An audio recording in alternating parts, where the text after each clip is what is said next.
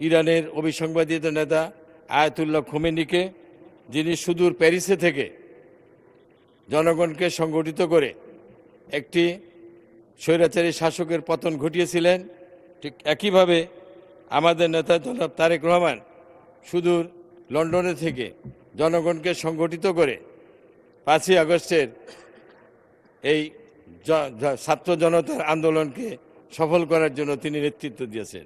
আমি মহান রাষ্ট্রপতিকে ধন্যবাদ জানাচ্ছি তার ভাষণে আমরা একটি মানবিক, গণতান্ত্রিক ও সুসংগঠিত বাংলাদেশের সুস্পষ্ট নির্দেশনার জন্য। মাননীয় স্পিকার, আমি এই সংসদে দাঁড়িয়ে গভীরভাবে শ্রদ্ধা স্মরণ করছি স্বাধীনতার ঘোষক মহান মুক্তিযোদ্ধা শহীদ প্রেসিডেন্ট জিয়াউর রহমান বীর উত্তমকে। আমি গভীরভাবে শ্রদ্ধার সাথে স্মরণ করছি দেশনেত্রী বেগম খালেদা জিয়াকে, গণতন্ত্রের আপসহীন নেত্রী, যিনি শত প্রতিকূলতার মাঝেও জনগণের অধিকারের পক্ষে দৃঢ় অবস্থান নিয়েছেন।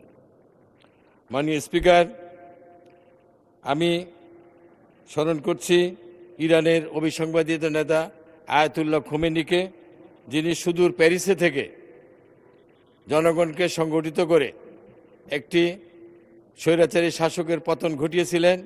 ঠিক একইভাবে আমাদের নেতা জনাব তারেক রহমান সুদূর লন্ডনে থেকে জনগণকে সংগঠিত করে 5ই আগস্টের এই ছাত্র জনতার আন্দোলনকে সফল করার জন্য তিনি নেতৃত্ব দিয়েছেন।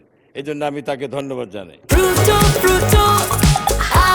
প্রাণ ফ্রুটো, সময় অসময় ফ্রুটোময়। মাননীয় স্পিকার, আমি ধন্যবাদ জানাই জনাব তারেক রহমানকে, যিনি সবার আগে বাংলাদেশ এই দর্শন রেখে যে রাষ্ট্র পুনর্গঠনের অঙ্গীকার করেছেন, তা একটি নতুন রাজনৈতিক সংস্কৃতির সূচনা করছে। তিনি শিখিয়েছেন রাষ্ট্র কোনো ব্যক্তি বা দলের সম্পত্তি নয়, রাষ্ট্র জনগণের। মাননীয় স্পিকার, বাংলাদেশ আজ একটি নতুন অধ্যায়ে প্রবেশ করেছে। 2024 সালের জুলাই আগস্টের গণ অভ্যুত্থান কেবল একটি সরকারের পরিবর্তনের ঘটনা ছিল না, এটি ছিল দীর্ঘ 17 বছরের দমন পীড়ন, অবিচার, নিপীড়নের বিরুদ্ধে জাতির সম্মিলিত জাগরণ। আমি দৃঢ়ভাবে বলতে চাই, এই সংগ্রামে কারো ত্যাগ ছোট নয়, কারো অবদান কম নয়। আমরা সবাই একসাথে ছিলাম, এই ঐক্যই আমাদের সবচেয়ে বড় শক্তি। গত 17 বছর আমাদের জাতির জন্য একটি বেদনাদায়ক অধ্যায় হয়ে থাকবে। আমরা দেখেছি গুম, বিচার বহির্ভূত হত্যা, রাষ্ট্রীয় যন্ত্রের অপব্যবহার। মাননীয় স্পিকার, আমি গভীরভাবে স্মরণ করছি ছাত্র নেতা জনাব নূরে আলমকে, আব্দুর রহিমকে, নুরুল ইসলাম নুরুকে, অসংখ্য মানুষকে।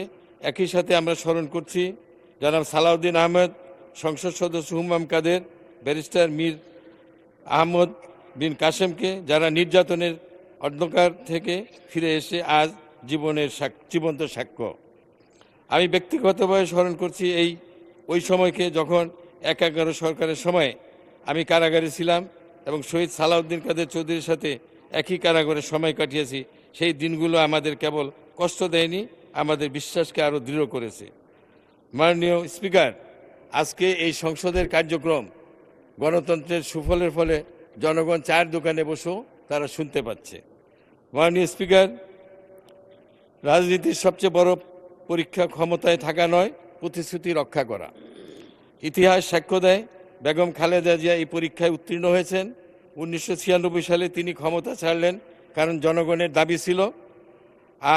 এটাই রাজনৈতিক সততা। আর যারা প্রশ্ন তোলেন তাদের বলবো, ইতিহাসের দিকে তাকান, যেখানে মতভেদ আছে আমরা তা প্রকাশ্যে বলেছি, এটাই স্বচ্ছ রাজনীতি।